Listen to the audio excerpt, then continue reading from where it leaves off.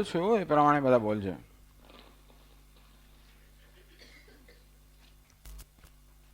ઓમ શન્નો મિત્ર શં વરુણઃ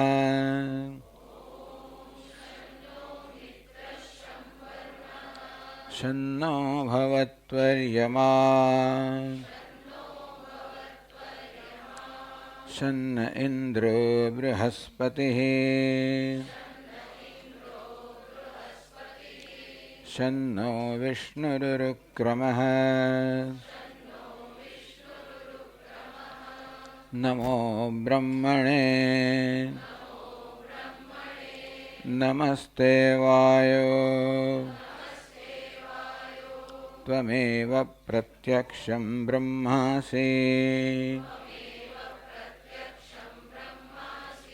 त्वमेव प्रत्यक्षं ब्रह्म वदिष्यामि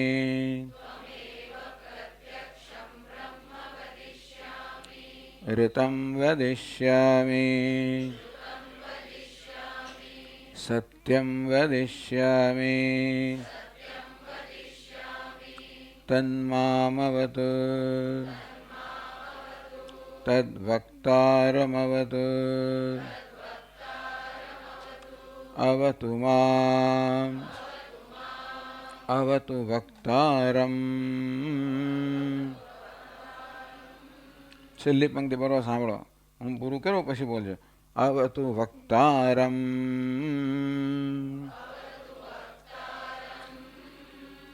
ઓમ શાંતિ શાંતિ શાંતિ.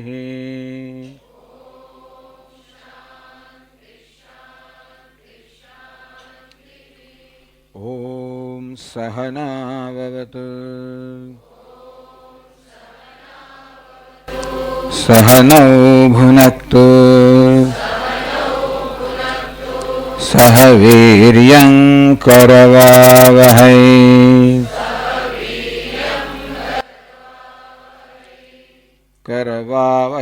करवावहै तेजस्विनावधीतमस्तु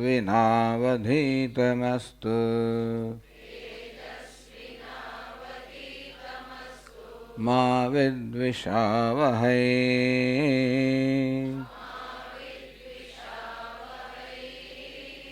ओम शांति शांति शांति.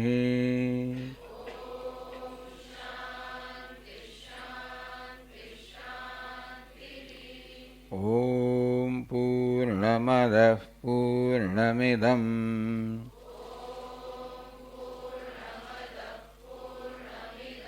पूर्णात् पूर्णमुदच्यते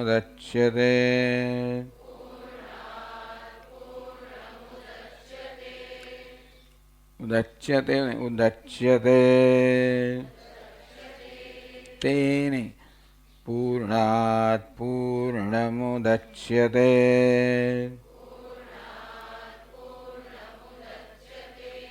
पूर्णस्य पूर्णमादाय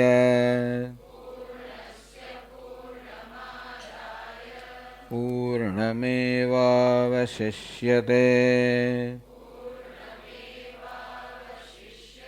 शिष्यते पूर्णमेवावशिष्यते.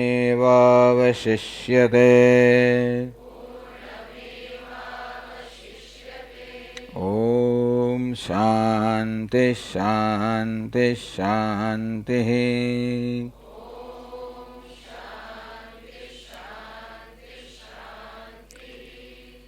ओम नमो ब्रह्मादिभ्यो ब्रह्म विद्या संप्रदायकर्तृभ्यो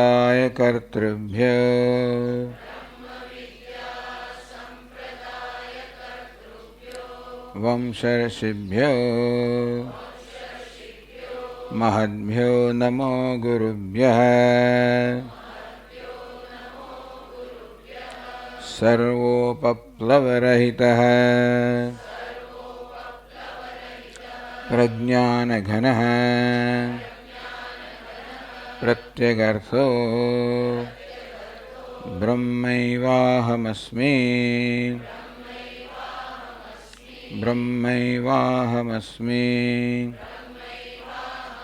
હવે સાથે ઓમ નારાયણં પદ્મભવં વસિષ્ઠં શક્તિં ચ તત્પુત્રપરાશરં ચ વ્યાસં શુકં ગૌડપદં મહાન્तं ગોવિંદયોગીન્દ્રમથાસ્ય શિષ્યં શ્રીશંકરાચાર્યમથાસ્ય પદ્મપાદં ચ હસ્તમલકં ચ શિષ્યં તંતોટકં વાર્તિકકારમન્યાन् अस्मद्गुरून् सन्ततमान् श्रुतिस्मृतिपुराणानाम् आलयं करुणालयं नमामि भगवत्पादं शङ्करं लोकशङ्करं शङ्करं शङ्कराचार्यं केशवं बादरायणम्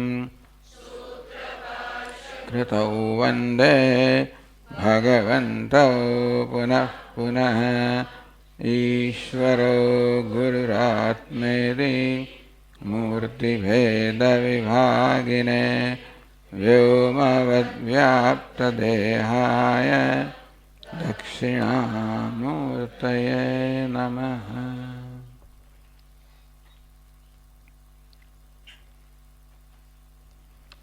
તો આ વખતે આપણે અનુભૂતિ પ્રકાશ ગયા વર્ષે આપણે ગ્રંથ શરૂ કર્યો ત્યારે સમજાવ્યું હતું કે એક અત્યંત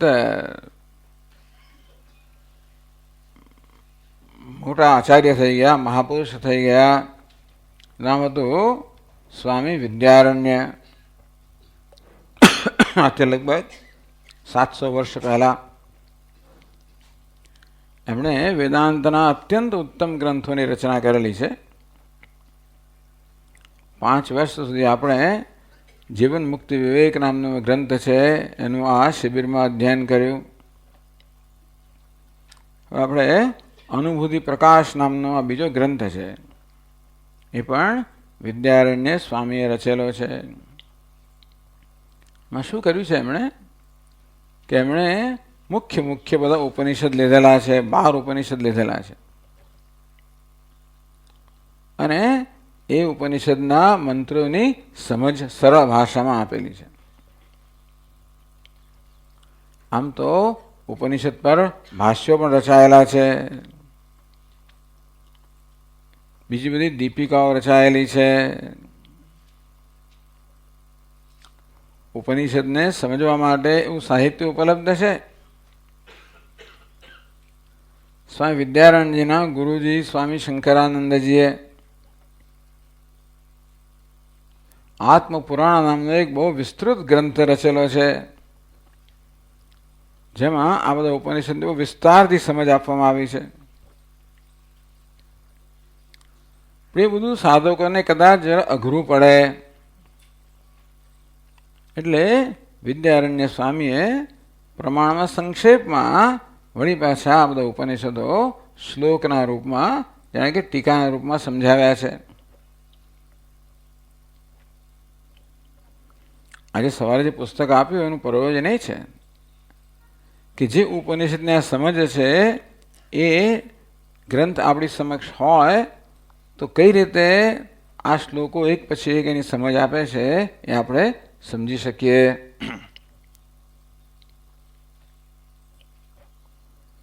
તો આ ગયા વર્ષે આપણે ઐતરેય ઉપનિષદ, વ્યવસ્થા એવી છે કે પહેલા ઋગ્વેદનું ઉપનિષદ ઐતરેય ઉપનિષદ, હવે યજુર્વેદનું ઉપનિષદ તૈત્રીય ઉપનિષદ, પછી સામવેદનું ઉપનિષદ મુંડકોપનિષદ, છાંદોક્ય ઉપનિષદ, પછી અથર્વવેદનું મુંડકોપનિષદ. આ પ્રકારે પહેલા આવા 4 મુખ્ય ઉપનિષદ લેવામાં આવ્યા છે. તો ગયા વર્ષે ઋગ્વેદનું ઐતરેય ઉપનિષદ એનો અભ્યાસ થઈ ગયો.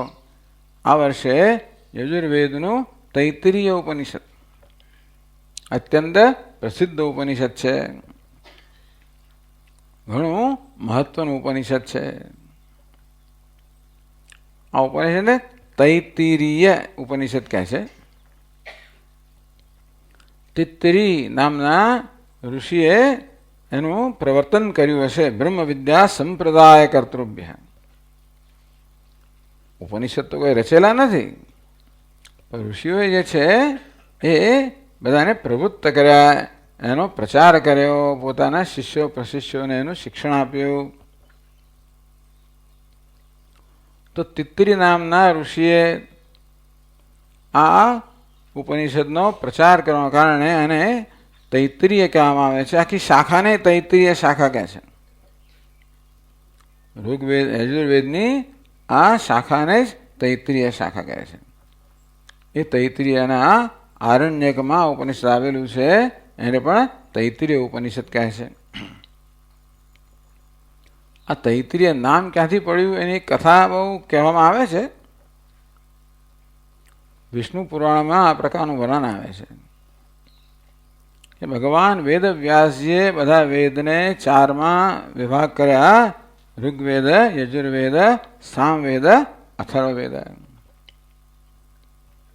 એમણે પોતાના મુખ્ય 4 શિષ્યોને આ વેદના પ્રચારનું એટલે કે શિક્ષણ પ્રશિક્ષણનું કામ સોંપ્યું. પૈલ નામના એક શિષ્ય હતા. પૈલ ઋષિ ઋગ્વેદના પ્રચારક બન્યા. વૈશંપાયન ઋષિ યજુર્વેદના પ્રચારક બન્યા. જૈમિની ઋષિ સામવેદના પ્રચારક બન્યા. સુમંતુ ઋષિ અથર્વવેદના પ્રચારક બન્યા. તો વૈશંપાયન ઋષિ એ યજુર્વેદના આચાર્ય છે. એમને 27 શિષ્યો હતા અને આયુર્વેદનું અધ્યાપન કરતા હતા. એક વખત એવું થયું કે મેરુ પર્વત પર ઋષિઓની સભા મળવાની હતી. ઋષિઓએ ભેગા મળીને એવો નિર્ણય કરેલો કે જે આ સભામાં હાજરી નહીં આપે એને 7 દિવસમાં બ્રહ્મ હત્યાનું પાપ લાગશે. બહુ મોટું નિયમ કરીને. બ્રહ્મ હત્યા તો બહુ અઘરી વસ્તુ છે, બહુ મોટું પાપ છે, સૌથી મહાન પાપ. અને કોઈ રીતે વૈશંપાયન ઋષિ એ સભામાં જઈ ન શક્યા. અઠવાડિયાની અંદર એમને બ્રહ્મ હત્યા છે એનું પાપ લાગી ગયું. અને કમનસીબે કદાચ બેદરકારીના કારણે હોય, એમના પગ વડે એક નાના બાળકને હડફટ વાગી અને બાળકનું મૃત્યુ થયું. બાળ હત્યા પણ લાગી ગઈ. આમ જોતામાં આવા પવિત્ર ઋષિને બ્રહ્મ હત્યા અને બાળ હત્યા એવા મહાન પાપો લાગી ગયા. એટલે એમણે પોતાના શિષ્યોને કહ્યું કે હે શિષ્યો, તમે અનુષ્ઠાન કરો જેથી હું આ પાપમાંથી મુક્ત થાઉં. પોતાના 27 શિષ્યોને કહ્યું. આ 27 શિષ્યોમાં યાજ્ઞવલ્ક્ય નામના અત્યંત તેજસ્વી શિષ્ય હતા. ગુરુના મહાન ભક્ત હતા. જરા અધીરાઈથી એમણે કહી દીધું કે ગુરુજી, આ બધા શિષ્યોને કહેવાની શી જરૂર છે? એકલું હું જ કઈ અનુષ્ઠાન કરીશ, આપને પાપમાં છોડાવી દઈશ. આ બધા શું કરવાના છે? એવું કઈ બોલી ગયા. એટલે કે બીજા બધા ગુરુભાઈનું ઉતરતું બોલ્યા. એ જ આ તો આ જમાનામાં બધું ચાલતું હોય, પણ એ જમાનો જુદા પ્રકારનો હતો. ગુરુજી અત્યંત ગુસ્સે થઈ ગયા કે તને આટલું અભિમાન છે કે તારા ગુરુભાઈ વિશે આવું નીચું હલકું બોલે છે? જા, જે વિદ્યા મેં તને આપી છે પાછી આપી દે.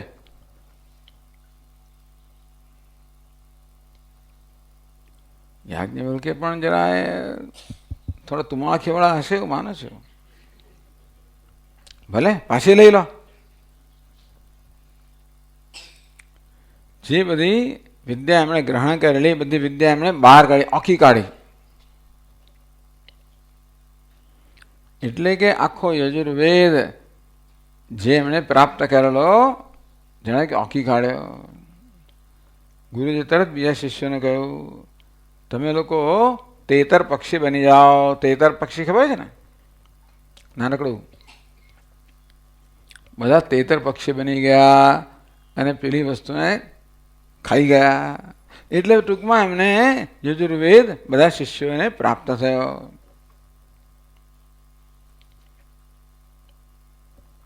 આપણા મોટા સ્વામીએ લખે, સ્વામી ચિન્મયાનંદ મહારાજ, કે આ તો બરોબર છે, કથા તો બરોબર છે. હવે બસ સમજવાનું એ છે કે આ તેતર પક્ષી છે ને એકદમ જ ઉદ્યોગી છે, ઉત્સાહી છે, સક્રિય છે.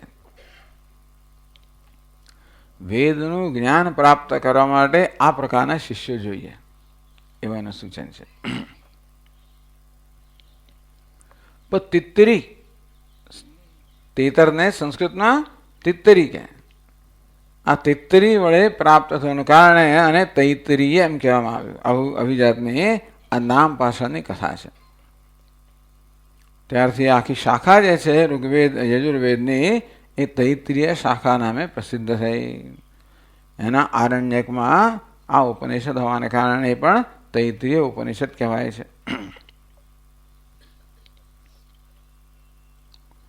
આ તૈત્તરીય ઉપનિષદ જે છે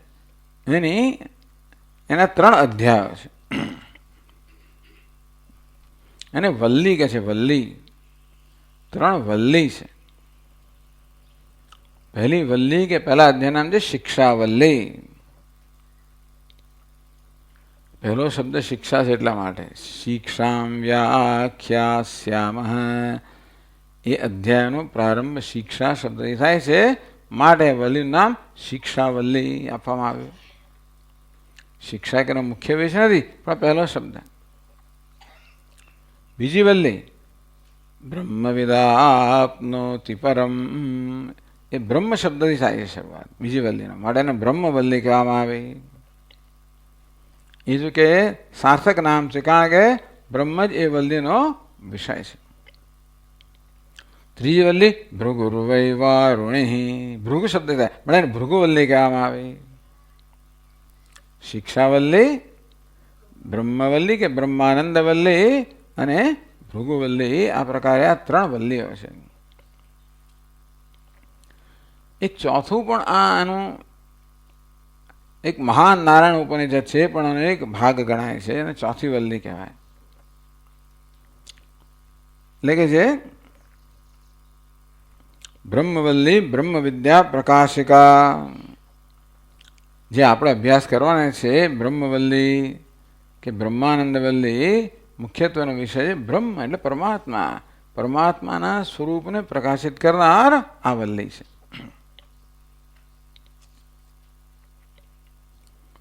તો એક વસ્તુ કરી આ વિદ્યારણ્ય સ્વામીએ અનુભૂતિ પ્રકાશ આ ગ્રંથમાં, કે ઉપનિષદના મહત્વના અંશ એમણે લીધા, જે બ્રહ્મ વિદ્યાને સ્પર્શતા હોય એ જ બધા અંશ લીધા. જ્યાં બ્રહ્મ વિદ્યાનો સીધો કે આડકતરો જ્યારે સંબંધ ના હોય એને એમણે પડતા મૂક્યા. ટૂંકમાં આ 3 વલ્લીઓમાં સૌથી મહત્વની વલ્લી છે બ્રહ્મવલ્લી કે બ્રહ્માનંદવલ્લી. અને માટે મુખ્યત્વે આપણે જે અભ્યાસ કરીશું એ બ્રહ્માનંદવલ્લીનો અભ્યાસ છે. પણ કંઈક જોડવું છે ને, જેવી રીતે ભગવદ્ ગીતા જે છે મુખ્ય એનો વિષય તો છે શ્રી કૃષ્ણાર્જુન સંવાદ. શ્રી કૃષ્ણએ અર્જુનનો કરેલો ઉપદેશ. અને કથા સાથે જોડવી પડે ને, કે મહાભારતમાં આવીને એ પહેલા અધ્યાયના શરૂઆતના બધા શ્લોકો કથાના રૂપમાં છે. ધૃતરાષ્ટ્ર વાચાથી માંડીને તેવી રીતે આ ગ્રંથકાર પણ પેલી શિક્ષાવલ્લી છે એની સાથે 1-2 શ્લોકમાં જોડી આપશે. છેલ્લા થોડા શ્લોકની અંદર ભૃગુવલ્લી અને મહાનારાયણ ઉપનિષદ સાથે પણ જોડી આપશે.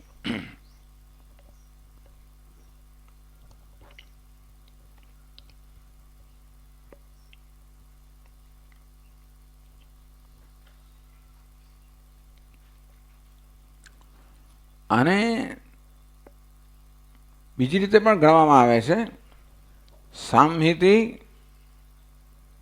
વારુણી અને યાજ્ઞિકી, આવા એના 3 આવા વિભાગ કરવામાં આવ્યા, 4ના. પેલી શિક્ષાવલ્લીને સામહિક સંહિતા ઉપનિષદ છે, માટે એને સામહિતિ કહેવામાં આવ્યું. હવે આ બ્રહ્મવિદ્યાનો ઉપદેશ કોણે કોને કર્યો? વરુણે ભૃગુને કર્યો, માટે વારુણી વિદ્યા કહેવાય છે. અને ચોથા મહારાણા ઉપનિષદની અંદર એમાં યજ્ઞ સંબંધી બધી માહિતી આપવા મળે, અને યાજ્ઞિકી એમ પણ કહેવામાં આવે છે.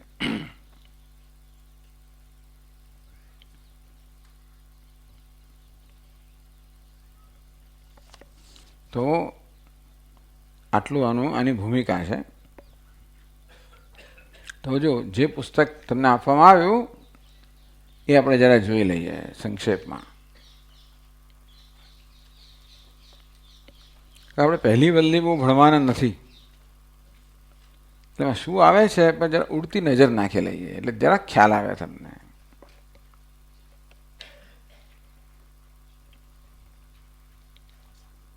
તો 83મા પાનાથી આ ઉપનિષદ શરૂ થાય છે, આ ચોપડીમાં. હા, બધું જરા ધ્યાન રાખવું પડશે કઈ ચોપડીમાં શું છે વગેરે.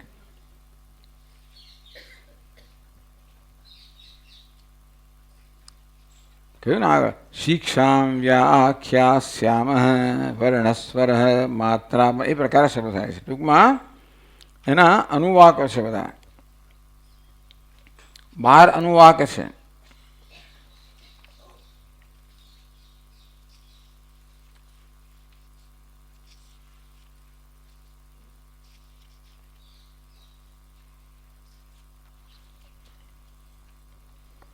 એટલે આ જે અધ્યાય છે ને એને 12 વિભાગમાં વહેંચ્યો, દરેકને અનુવાક કહે છે.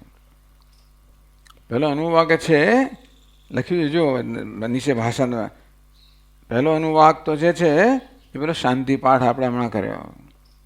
બીજો અનુવાક છે શિક્ષા કે વિષય, આમાં શિક્ષા કેવી રીતે બધા મંત્રોનું ઉચ્ચારણ વગેરે કરવું એને માટેનું એમાં આપણને ઉપદેશ કરવામાં આવ્યો. અથવા તૃતીય અનુવાક પંચવિધ સંહિતોપાસના, સંહિતા ઉપાસના. બહુ ચિંતા નહીં કરીએ આપણે શું છે, પણ સંહિતા ઉપાસના. ઉપાસના એટલે ધ્યાન, ઉપાસના એટલે ઈશ્વરનું ધ્યાન. તો ઈશ્વરના ધ્યાનમાં મદદરૂપ થાય એ માટે વેદમાં એમની પોતાની એક અજોડ પદ્ધતિ છે. ઉપનિષદ ભણવા માટે વિદ્યાર્થીઓ આવે ત્યારે પહેલા એમણે બધું કર્મકાંડનું શિક્ષણ લીધેલું હોય, અર્થાત કર્મકાંડથી અને ઉપાસને પરિચિત હોય, પછી ઉપનિષદનું શિક્ષણ આપવામાં આવે. તો અહીંયા તૈત્તિરીય ઉપનિષદની પહેલી વલ્લી શિક્ષાવલ્લીમાં તો બધી ઉપાસના એટલે કે ઈશ્વરનું ધ્યાન કેમ કરવું એની ભિન્ન ભિન્ન પદ્ધતિ આપવામાં આવી છે. આ ત્રીજા અનુવાકમાં સંહિતોપાસના, સંહિતા એટલે સંધિ, 2 અક્ષર જોડે હોય એને સંધિ કહેવામાં આવે, અને એને જોડવામાં આવે એને સંધાન કહેવામાં આવે. આપણે બોલીએ ત્યારે કે બધા એક સાથે બોલીએ ને, બધા એક શબ્દ, બીજો શબ્દ, ત્રીજો શબ્દ. અને સંસ્કૃતમાં ઉચ્ચારણની એક વિશેષ પદ્ધતિ છે.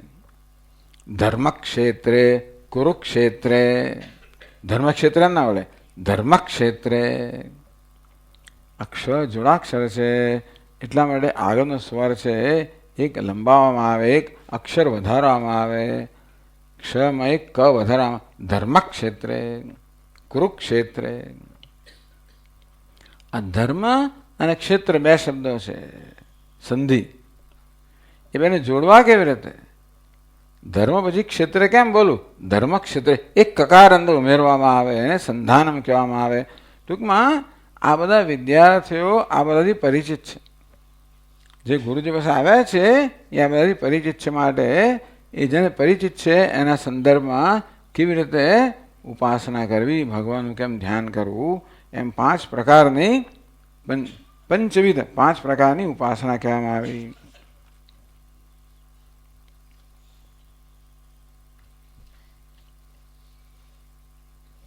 અધિલોકમ, અધિજ્યોતિષમ, અધિવિદ્યમ, અધિપ્રજમ, અધ્યાત્મમ. આ 3 લોક વિશે, 3 જ્યોતિ વિશે, 3 પછી વિદ્યમ ગુરુ શિષ્ય પ્રવચન,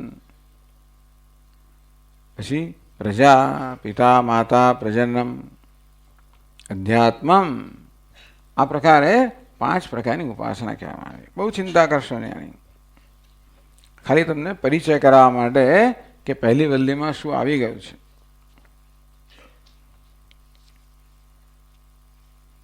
પછી 85માં પાના પર અથ ચતુર્થ અનુવાક.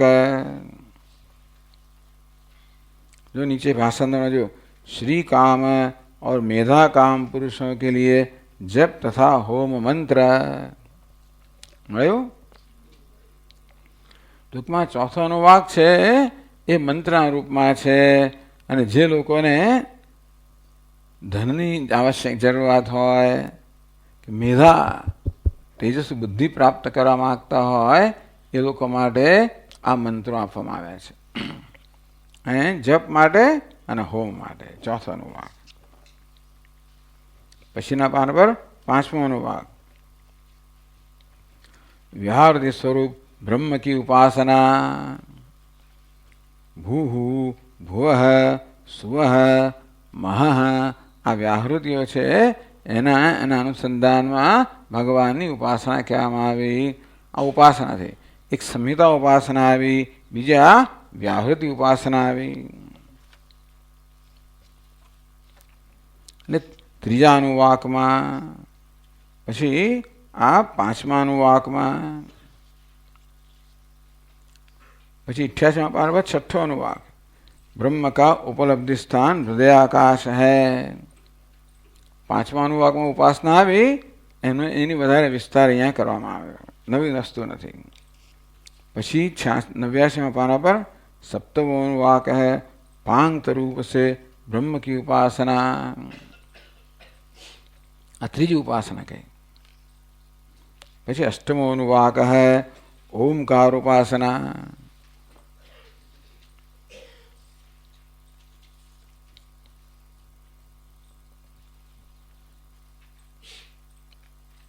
પછી 9મો अनुवाक 91મા પાના પર ऋतादि शुभ कर्मों का विधान, शुभ कर्म करवा જોઈએ એના માટેનો આદેશ આપ્યો. પછી 92મા પાના પર 10મો अनुवाक त्रिशंकु का वेदानु वचन मंत्र आप्यो. 11 अनुवाक नीचे समावर्तन काल में शिष्य को आचार्य का उपदेश. गुरुकुल में शिष्यो अभ्यास करवा जाए, अभ्यास पूरो थाय, पाछा फरता वेलिडिक्टरी एड्रेस. गुरु शिष्योने समावर्तन એટલે પછી એમને જીવનમાં કેમ તમે જે અત્યારે શીખ્યા છો એની અગત્યની વસ્તુઓ કહી જાય કે જે શિક્ષણ આપ્યું છે એને જીવનમાં કેમ ઉતારવું એ ઉપદેશ કહે. બહુ પ્રસિદ્ધ વસ્તુ છે. અને છેલ્લે 12મો અનુવાક છે એ બાજુ શાંતિ મંત્ર છે.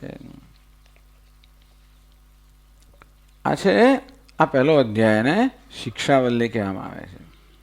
એટલા માટે તમને આવો ટૂંક પરિચય આપ્યો, કારણ કે ગ્રંથકાર પોતાની ચર્ચાનો પ્રારંભ આનાથી કરે છે. એમનો મુખ્ય ઉદ્દેશ તો બ્રહ્મવલ્લી માટે ચર્ચા કરવાનો છે, પણ આગળ જે આવે કે સંક્ષેપમાં કે પાછળ જે આવશે એને પણ સંક્ષેપમાં કરે, એવી એક પ્રથા છે, પદ્ધતિ છે.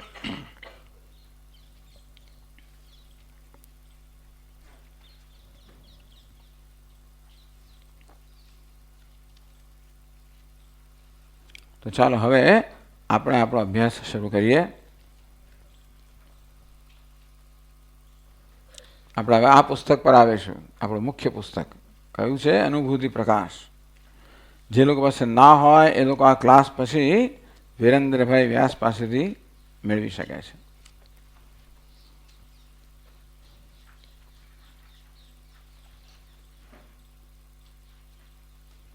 અધુના તૈત્તિરીયોપનિષદગતામ બ્રહ્મવલ્યમ વ્યાખ્યાતુમ આરભતે. હવે તૈત્તિરીયોપનિષદગત બ્રહ્મવલ્યના વ્યાખ્યાનનો આરંભ કરે છે. જડ્યું તમને 31મા પાના પર? હવે આ કઈ ચોપડી છે? હવે આ ચોપડી છે. લાલ કયા રંગની તમારી? લાલ રંગની છે. ચાલો, મારી આ પીળા રંગની છે. એ રંગ પરથી ખબર પડશે.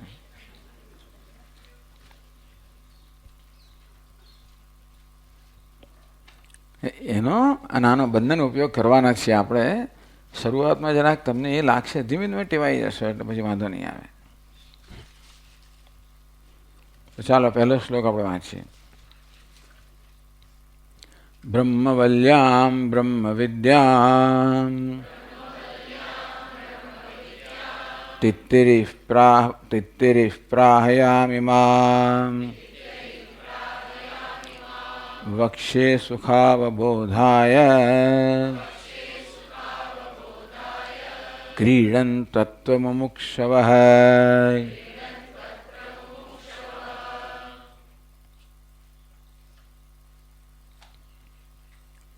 તિત્તિરીઃ, તિત્તિરી કોણ છે?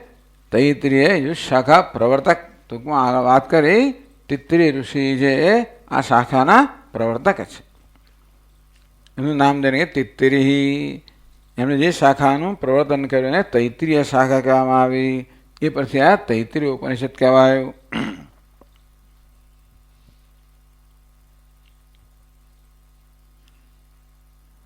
બ્રહ્મવલ્યામ યામિમામ બ્રહ્મ વિદ્યામ પ્રાહ. જે લોકોને સંસ્કૃત થોડું આવડતું હોય ને એ લોકો જો જોશો કે આની અંદર પેલા ગુજરાતીમાં આંકડા આપવામાં આવ્યા છે દરેક શબ્દ પર. એટલે શું સમજવાનું કે એક ક્રમમાં જો આપણે બરોબર વાંચીએ તો એ વ્યવસ્થિત ક્રમ બની જાય. શ્લોકની અંદર છે ને આ શબ્દોનો ક્રમ બરોબર ગોઠવાયેલો ના હોય. આપણે ગદ્ય અને પદ્ય, આ પદ્ય કહેવાય. એટલે શ્લોકની વ્યવસ્થા કરવા પડે, શબ્દો આડાવડા કરવા પડે. એટલે આપણે બધાને સરખા કરીને પછી વાંચીએ ને તો બરાબર સમજ પડે. એટલે આપણને સમજ પડે એ માટે આ જેણે આ ભાષાંતર કર્યું છે બહુ સરસ કામ કર્યું છે. તો પહેલો આંકડો ક્યાં છે? તિત્તિરીઃ, બરાબર. બીજો ક્યાં છે? બ્રહ્મવલ્યામ. ત્રીજો ચોથો ક્યાં છે? યામિમામ. પાંચમો બ્રહ્મ વિદ્યામ. છઠ્ઠું પ્રાહ. એક આખું વાક્ય બન્યું. તિત્તિરીઃ બ્રહ્મવલ્યામ યામિમામ બ્રહ્મ વિદ્યામ પ્રાહ. સમજ પડી? આટલો રસ્તો આપણે લેવો પડે. હા,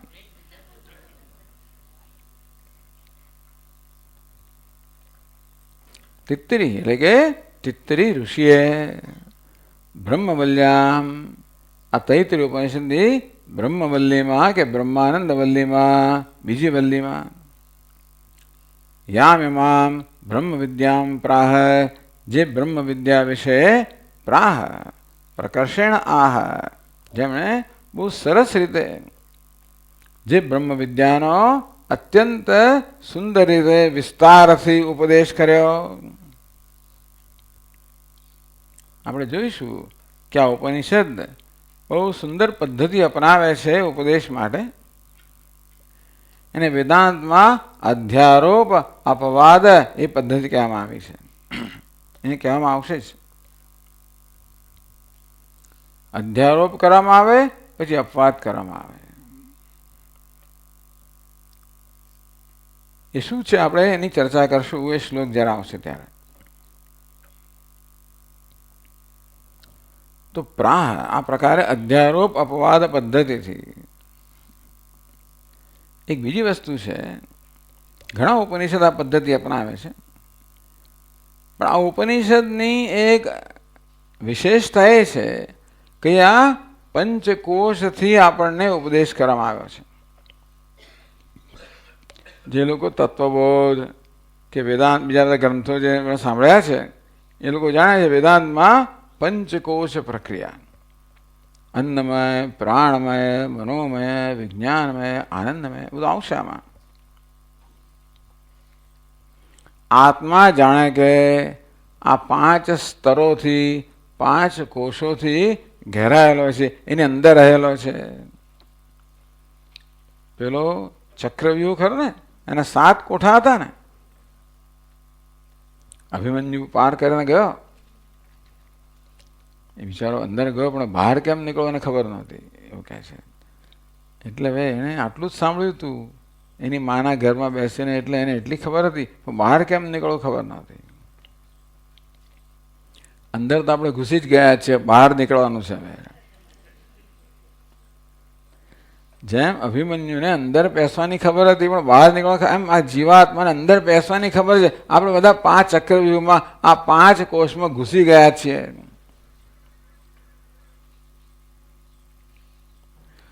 આત્માની આડે જાણે કે આ 5 આવરણ આવી ગયા હોય.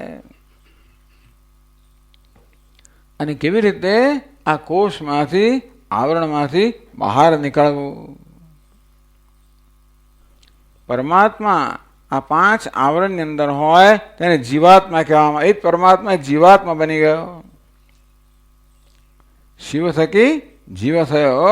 આ શિવે જાણે કે આ 5 આવરણ પહેલા ઉત્પન્ન કર્યા. તત્ સૃષ્ટવા તદેવાનુપ્રાવિશત. ભગવાને આ 5 આવરણની એક સરસ ઉપાધિની રચના કરી. પછી અંદર પ્રવેશ કર્યો. શેના માટે? મજા કરવા માટે. શિવ થકી જીવ થયો, અનેક રસ લેવા માટે આ ભગવાન શિવજીએ પ્રવેશ કર્યો. પ્રવેશ કર્યા પછી શું થઈ ગયું ભગવાન જાણે. પણ પછી આ પેલી માયા કે મોહની મદિરાને કારણે ભૂલી ગયો કે હું કોણ છું, અને પોતાને જીવાત્મા માની લે છે. અધ્યારોપ. આમ અધ્યારોપ થયેલો છે, એનો અપવાદ કેમ કરવો? કેવી રીતે એક પછી એક કોષ છે એમાંથી મુક્ત થવું? એનો બહુ સુંદર ઉપદેશ આ એક ઉપનિષદમાં પ્રાપ્ત થાય છે. એ દ્રષ્ટિએ આ ઉપનિષદનું બહુ અત્યંત અગત્યનું પ્રદાન છે. આમ જોવા જઈએ તો કેટલા બધા ઉપનિષદ છે, પણ 10 મુખ્ય ઉપનિષદ કહેવાય છે. કારણ કે ભગવાન આદિ શંકરાચાર્યે આ 10 ઉપનિષદ પર ભાષ્યની રચના કરી છે, અને તેથી એ 10ને મુખ્ય ઉપનિષદ કહેવામાં આવે છે. આમ તો બધા ઉપનિષદનો વિષય એક જ છે, બ્રહ્મ. જીવ અને બ્રહ્મના ઐક્યનું, જે પોતાને જીવ માને છે એ વાસ્તવમાં બ્રહ્મ છે. તું બ્રહ્મ છે. આ જ બધા જ ઉપનિષદનો પ્રતિપાદ્ય વિષય છે. એટલે આમ જોવા જઈએ તો એક જ ઉપનિષદનું અધ્યયન કરીએ તો પણ આપણને બધું મળી જાય. કોને મળે? એક નચિકેતાને મળે.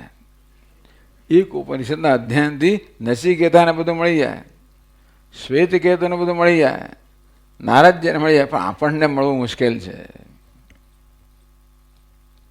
એટલે આપણે આ બધા ઉપનિષદ અભ્યાસ કરીએ એક પછી એક પછી એક.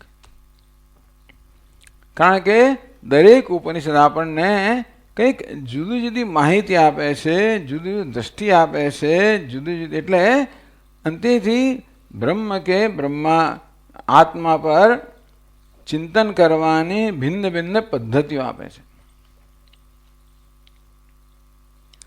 એમ કરવાથી આપણા મનમાં રહેલા બધા સંશયો દૂર થાય, મનમાં રહેલી બધી અસ્પષ્ટતાઓ દૂર થાય. એટલા માટે માત્ર એક ઉપનિષદ પર્યાપ્ત નથી, એક પછી એક આ બધા ઉપનિષદનો અભ્યાસ થવો જોઈએ. એટલા માટે આપણે આવો ગ્રંથ પસંદ કર્યો.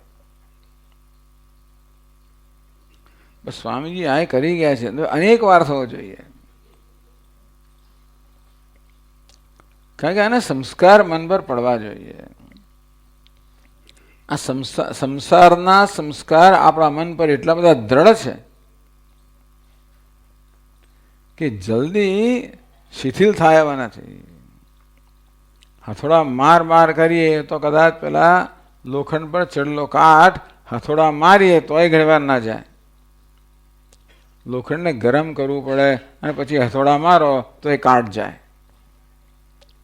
તેવી રીતે જીવપણાનો કાટ એવો લાગી ગયો છે કે વારંવાર હથોડવાની જરૂર છે. એટલે જ આપણે એક પછી એક ઉપનિષદનો અભ્યાસ કરીએ છીએ. આમ દરેક ઉપનિષદ કંઈક વિશેષતા લાવતું હોય છે. ભલે બધા ઉપનિષદનો વિષય એક હોય, પ્રતિપાદ્ય વિષય, છતાં પણ દરેકની પદ્ધતિ ભિન્ન ભિન્ન છે. દરેક નવી નવી દ્રષ્ટિ પ્રદાન કરે છે. એટલા માટે તિત્રી ઋષિએ તૈત્રીય ઉપનિષદની આ બ્રહ્મવલ્લીમાં કે બ્રહ્માંડ વલ્લીમાં જે બ્રહ્મ વિદ્યા પ્રાહ સારી રીતે કહી, અધ્યારોપ અપવાદ ન્યાયથી કહી, શિષ્યને બરોબર સમજમાં આવી જાય એ પ્રકારે બહુ ધીરજથી કહી.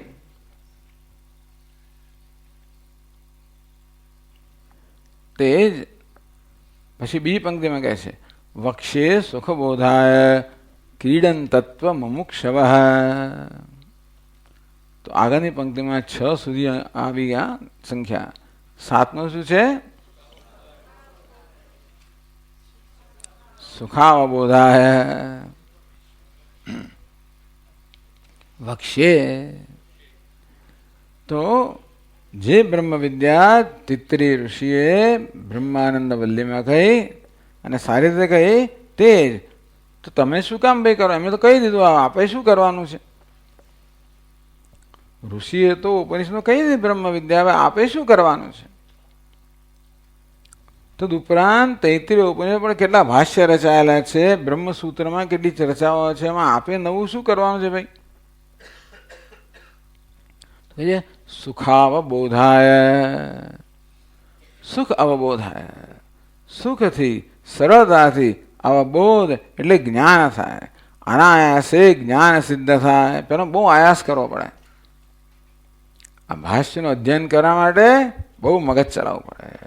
બ્રહ્મસૂત્ર માટે મગજ બહુ ચલાવવું પડે. એટલે કે એ બધા ગ્રંથોનો અભ્યાસ જરા અઘરો છે, ઘણો અઘરો છે. એટલે બિચારા મુમુક્ષુ હોય ખરો, એને મોક્ષની તીવ્ર ઈચ્છા છે, છતાં પણ એટલી બધી ભૂમિકા એની પાસે છે નહીં કે બધા અઘરા અઘરા ગ્રંથોનો અભ્યાસ કરી શકે. એ પ્રકારની ભૂમિકા એની પાસે ન હોય તો કેવી રીતે એમને બોધ થાય? સુખાવો બોધાય એવા મુમુક્ષુ તો જોઈએ. મુમુક્ષવ. આ ગ્રંથ કોને માટે છે? મુમુક્ષુ માટે છે. મુમુક્ષુ કોને કહેવાય? મોક્ષની ઈચ્છા ધરાવનારને મુમુક્ષુ કહેવાય. મોક્ષ મેં ભૂયાત એવી ઈચ્છા, મને મોક્ષ પ્રાપ્ત થાવ, એક જ ઈચ્છા જેનામાં રહી ગઈ હોય. મુમુક્ષુ કોને કહેવાય? જેનામાં એક જ ઈચ્છા રહી ગઈ છે, મને મોક્ષ જ જોઈએ, બીજું કાંઈ જ ના જોઈએ.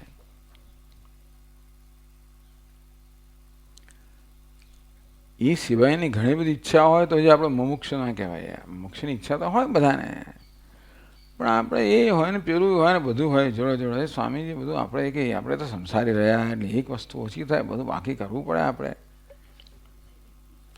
અમારા સ્વામીજી કહે કે he wants moksha as well as helicopter. એટલે કે એને મોક્ષ પણ જોઈએ અને એને સમૃદ્ધિ પણ જોઈએ, બીજું બધું પણ જોઈએ. તો આવી બધી મોક્ષ સિવાયની જે ઈચ્છા હોય એ સાંસારિક ઈચ્છા હોય. એક મોક્ષની ઈચ્છા એવી છે જે આધ્યાત્મિક ઈચ્છા છે. એ જ કેવી ઈચ્છા છે? ઈચ્છા પૂરી થાય.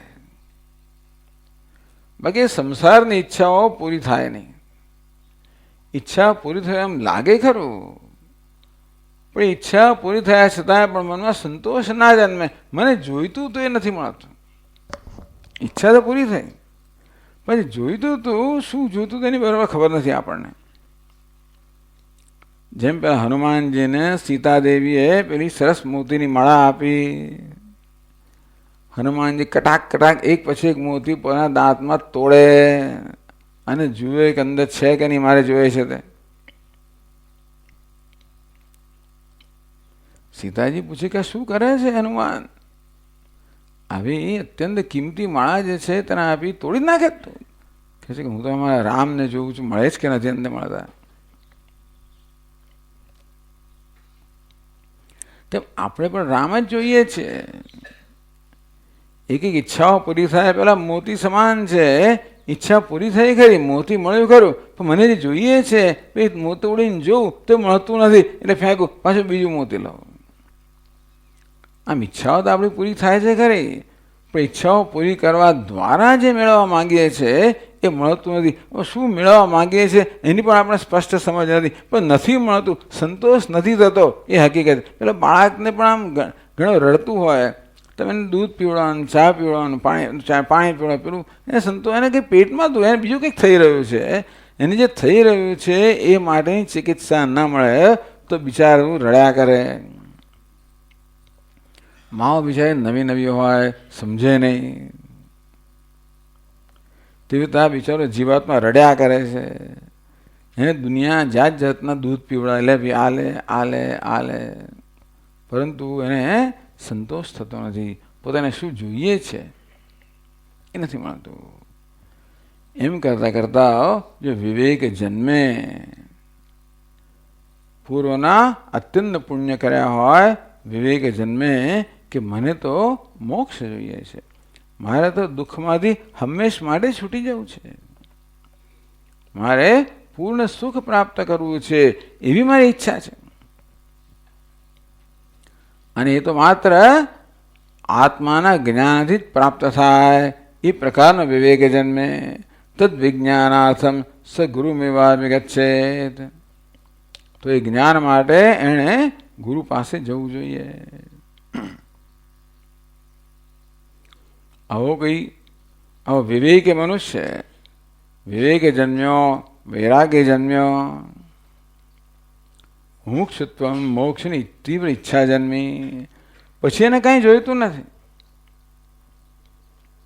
એવા મુમુક્ષો માટે મુમુક્ષવ અત્ર ક્રીડંતુ મુમુક્ષુણામ સુખાવબોધાય. સરળતાથી અબોધ જન્મે, સરળતાથી જ્ઞાન જન્મે. કોને માટે? મુમુક્ષો માટે. વક્ષે એ માટે હું કહીશ. ટૂંકમાં પોતે શા માટે આ ગ્રંથનો પ્રારંભ કરે છે? નવા નવા ગ્રંથો લખ્યા જ કરવા અને વધારો કર્યા કરવો એ જુદી વાત છે, પણ કોઈ માણસ મહેનત કરીને પાછળ કંઈ પ્રયોજન તો હોય ને. જે વસ્તુ લખાઈ જ ગઈ છે તમે ફરી કેમ લખો છો? તો કે સુખાવો થાય. મુમુક્ષુઓ અનાયાસે સરળતાથી જ્ઞાન પ્રાપ્ત કરી શકે એ માટે આ ગ્રંથની રચના કરવામાં આવી છે. અને પોતે કહેશે કે મુમુક્ષુ શું કરવું જોઈએ? ક્રીડંતુ અત્ર મુમુક્ષવ ક્રીડંતુ. 9, 10, 11. 9 અત્ર, પાછું અંદર સંધિ છે એટલે નહીં સમજ પડે આપણને, પણ ક્રીડંતુ અત્ર મુમુક્ષવ, અત્ર મુમુક્ષવ ક્રીડંતુ. ક્રીડંતુ રમંતુ. આમાં બધા મુમુક્ષો રમણ કરો, ક્રીડા કરો. એટલે કે તમે પાણીમાં પડો તરત બહાર ના નીકળી જાઓ, જ્યારે એનો આનંદ લો ભાઈ. તમે નદીમાં સ્નાન કરવા જાઓ, ઘણા લોકો 15 મિનિટ, અડધો કલાક, 2, 3 કલાક જાત જાતનું બધા લોકોને એવું શોખ હોય છે સ્નાન કરવાનો, કર્યા જ કરે. તેવી રીતે અહીં પણ આ મજ્જન કરવાનું છે, આમાં ડૂબકી લગાવવાની છે. શેમાં? આ ઉપદેશમાં, બ્રહ્મ વિદ્યામાં. એ માત્ર એક ડૂબકી લગાવીને બહાર નીકળી જશો તો તમને કેટલું અડકશે મને ખબર નથી કે છે. માટે એમાં રમણ કરો, વારંવાર ક્રીડા કરો, ટૂંકમાં વારંવાર એનું તમે ચિંતન કરો. એટલે ગ્રંથકાર પોતે જ કહે છે કે મુમુક્ષુએ આ ઉપદેશમાં રમણ કરવું જોઈએ, ક્રીડા કરવી જોઈએ, એનો આનંદ લેવો જોઈએ. ક્યારે પૂરું થાય એવું નહીં, આનો આનંદ લો. અને ઉપદેશ પછી એનું તમે વળી પાછું પેલો જેમ ગાય પેલું ઘાસ ચર્યા પછી વાગોળે ને તે રીતે વાગોળો, એનો રસ લો. શ્રવણ કરો, મનન કરો, ધ્યાન કરો. એટલે પહેલા શ્લોકની અંદર પોતે આ અધ્યાયની અંદર જે કહેવાના છે એ સંક્ષેપમાં કહ્યું. અધિકારી કોણ છે? મુમુક્ષવ. વિષય કયો છે? બ્રહ્મ વિદ્યા. બસ બે અગત્યની વસ્તુ છે. પ્રયોજન શું છે? મોક્ષ. મુમુક્ષનો અધિકારી છે, મોક્ષનું પ્રયોજન છે, બ્રહ્મ વિદ્યા એનો વિષય છે અને પ્રતિપાદ્યનો સંબંધ છે. એમ કરીને સંક્ષેપમાં અનુબંધ ચતુષ્ટય પણ કહેવામાં આવ્યો. અત્ર વ્યાખ્યાને વ્યાખ્યાત બ્રહ્મ વિદ્યાયામ વા મુમુક્ષુઓમાં ક્રીડા કરો. અમારું વ્યાખ્યાન છે ને એમાં જ ક્રીડા કરો. એ વ્યાખ્યાને જ વારંવાર દોહરાવો, એને તમે વાગોળો, એનો રસ લો. પછી જે બ્રહ્મ વિદ્યા જન્મે એને પછી વાગોળો, એમાં પણ ક્રીડા કરો.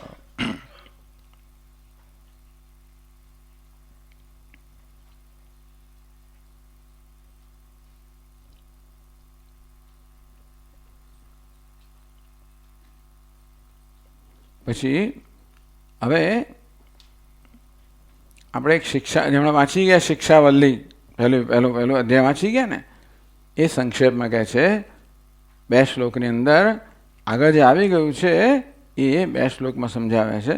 તો બીજા શ્લોકમાં કહે છે દર્શાદિ પિતૃમેધાંતૈ કર્મભિર્બહુજન્મસુ અનુષ્ઠિતૈર્વિવિધિષા જાયતેન્તિમજન્મને.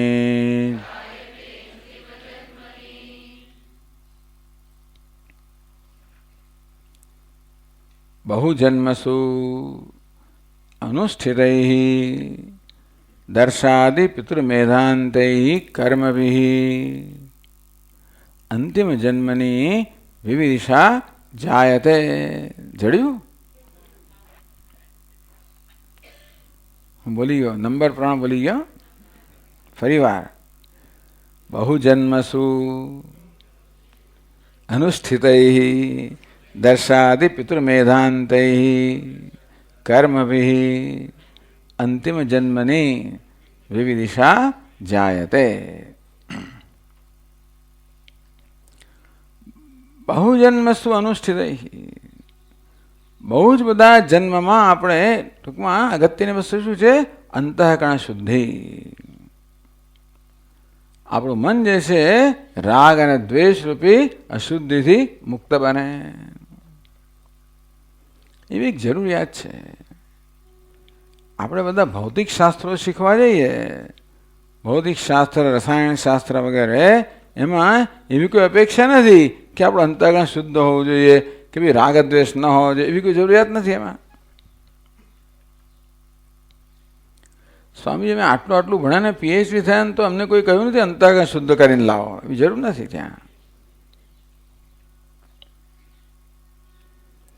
કારણ કે એ બધા એ વિજ્ઞાન શેનું વિજ્ઞાન છે? એ બધા અનાત્માનું વિજ્ઞાન છે, અપરા વિદ્યા છે.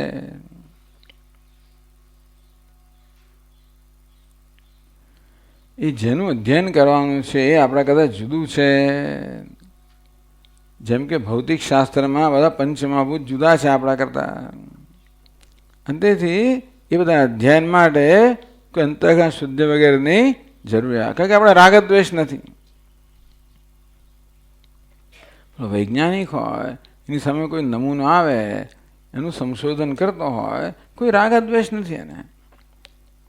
કોઈ સર્જન હોય ને, સર્જન વાળ કાપ કરનાર, એ જ્યારે બીજા ઉપર જ્યારે સર્જરી કરતા હોય ને ત્યારે કોઈ રાગ દ્વેષ ના હોય. એનો જ પુત્ર આવી જાય તો એનો હાથ ધ્રુજવા માંડે. એટલે ભાઈ પોતાના ઘરનાને માટે બીજા ડૉક્ટર પાસે લઈ જાય. સામાન્ય ડૉક્ટરો પણ પોતે કંઈ થાય તો બીજા ડૉક્ટર પાસે જાય, કે પોતાના ઘરનાને કશું કરાવવું હોય ને તો બીજા પાસે લઈ જાય. કેમ?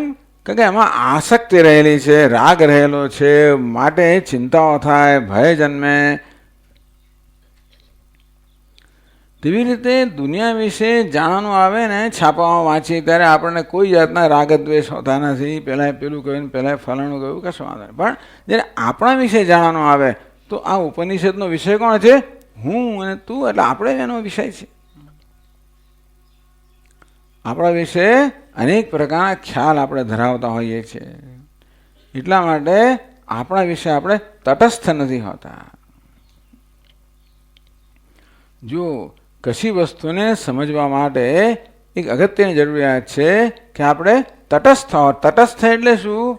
કે એમાં આપણને કોઈ પ્રકારનો પૂર્વગ્રહ ના હોય,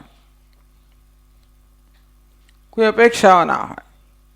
વૈજ્ઞાનિકો પોતે જે કામ કરતા હોય છે તટસ્થ હોય, ઓબ્જેક્ટિવ. આપણે પણ આપણા વિશે ઓબ્જેક્ટિવ બનીએ, તટસ્થ બનીએ. આપણામાં કોઈ વિચાર જન્મે ને આપણે હલી જઈએ કે અરે મારા મનમાં વિચાર જન્મે, મારો વિચાર આવો હોય, આ મારો વિચાર થઈ ગયો. આપણે આપણા વિચાર સાથે અંતર કેળવી શકીએ કે આ વિચાર છે, આ તો ભાઈ સારો વિચાર કહો, ખરાબ વિચાર કહો, આપણે અંતર કેળવી શકીએ, એનાથી પ્રભાવિત ના થઈ જઈએ. આપણે અહંકારથી મુક્ત હોઈએ, મમકારથી મુક્ત હોઈએ, રાગદ્વેષથી મુક્ત હોઈએ, તો જ આપણે નિષ્પક્ષ હોઈએ. આપણો પોતાના વિશે નિષ્પક્ષ હોય કે આમાં કોનું અધ્યયન કરવાનું છે? આપણું પોતાનું. એટલે ગુરુજી આપણે કશું કે તો મને કહ્યું એવું ના થવું જોઈએ. આ કોના વિશે કહેવામાં આવ્યું? આ તો અહંકાર વિશે કહેવામાં આવ્યું. હું કહી એટલે અહંકાર સાથે પણ આપણે અંતર ઉત્પન્ન કરી શકીએ. તો શું થાય છે? આપણા પોતાના અહંકાર સાથે અંતર ઉત્પન્ન કરીએ તો આપણે ગુરુજી સાથે જોડાઈ જઈએ. અગત્યની વસ્તુ શું છે કે આપણે ગુરુજી સાથે એક બની જઈએ. અહંકાર સાથે એક બનીને નહીં, પણ ગુરુજી સાથે એક બનીને આપણે શ્રવણ કરીએ. અને ગુરુજી શાસ્ત્ર સાથે એક છે, શાસ્ત્ર ઈશ્વર સાથે એક છે, એટલે બધા સાથે આપણે જોડાઈ જઈએ. ગુરુ, શાસ્ત્ર, ઈશ્વર સાથે ત્યારે જોડાઈ શકીએ જ્યારે આપણે આપણા અહંકારથી સાથે જોડાયેલા ન હોઈએ. બસ એ પ્રકાર અંતર ઉત્પન્ન કરવું, એવી જાતની એક ક્ષમતા, એવી જાતની એક કેપેસિટી, ક્ષમતા પ્રાપ્ત કરવી જોઈએ કે પોતાના વિશે પણ અંતર, પોતાના અહંકાર વિશે અંતર, મમકાર વિશે અંતર, પોતાના રાગદ્વેષ સાથે અંતર, વિચારો સાથે અંતર, કે એ બધાનું વિશ્લેષણ કરવામાં આવશે. એ બધાનું વિશ્લેષણ કરવામાં આવે ત્યારે મારું વિશ્લેષણ થઈ રહ્યું છે નહીં, પણ આ બધા મારા વ્યક્તિત્વનું વિશ્લેષણ થઈ રહ્યું છે. એવું જ્યારે હોય ને ત્યારે આપણે નિષ્પક્ષતાથી એમાં રહેલા ગુણ દોષ જોઈ શકીએ, દોષનો ત્યાગ કરી શકીએ, ગુણ ગ્રહણ કરી શકીએ, એમ આપણે અજ્ઞાન છોડી શકીએ અને જ્ઞાન પ્રાપ્ત કરી શકીએ. એટલે કહેવામાં આવ્યું અંતઃકરણ શુદ્ધિ, એટલે કે આ મનની શુદ્ધિ, રાગદ્વેષમાંથી મુક્તિ. અત્યારે પણ અહીંયા વિરામ લઈશું અને બીજા ક્લાસમાં આગળ વધીશું. ઓમ પૂર્ણમદઃ પૂર્ણમિદં પૂર્ણાત પૂર્ણમુદચ્યતે પૂર્ણસ્ય પૂર્ણમાદાય પૂર્ણમેવાવશિષ્યતે. ઓમ શાંતિ શાંતિ શાંતિ. શંકરં શંકરાચાર્યં કેશવં બાદરાયણં સૂત્રભાષ્યકૃતૌ વંદે ભગવन्तૌ પુનઃ પુનઃ. ઈશ્વરો ગુરુરાત્મેતિ મૂર્તિભેદવિભાગિને વ્યોમવદ્વ્યાપ્તદેહાય દક્ષિણામૂર્તયે નમઃ. ઓમ શાંતિ. હરિ ઓમ. શ્રી ગુરુભ્યો નમઃ. હરિ ઓમ. 3, 4.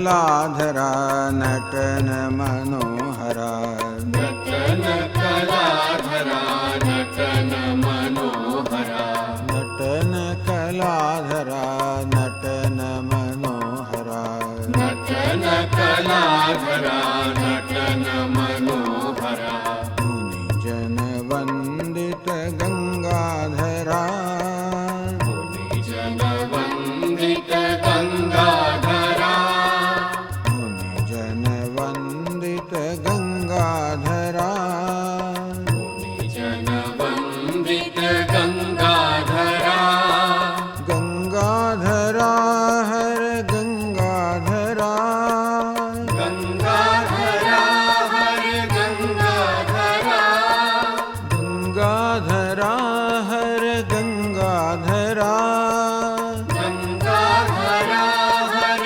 गंगाधरा शिव गौरी मनोहर गंगाधरा शिव गौरी मनोहर गंगाधरा हर गौरी मनोहर गंगाधरा हर गौरी मनोहर गंगाधरा नटन कलाधरा नटन मनोहरा नटन कलाधरा नटन मनोहरा मुनि जन वंदित गंगाधरा जन वंदित गंगाधरा गंगाधर गंगाधर हर हर गंगाधरा गंगाधर गंगाधर हर हर गंगाधरा गंगाधर गंगाधर हर हर गंगाधरा गंगाधर गंगाधर हर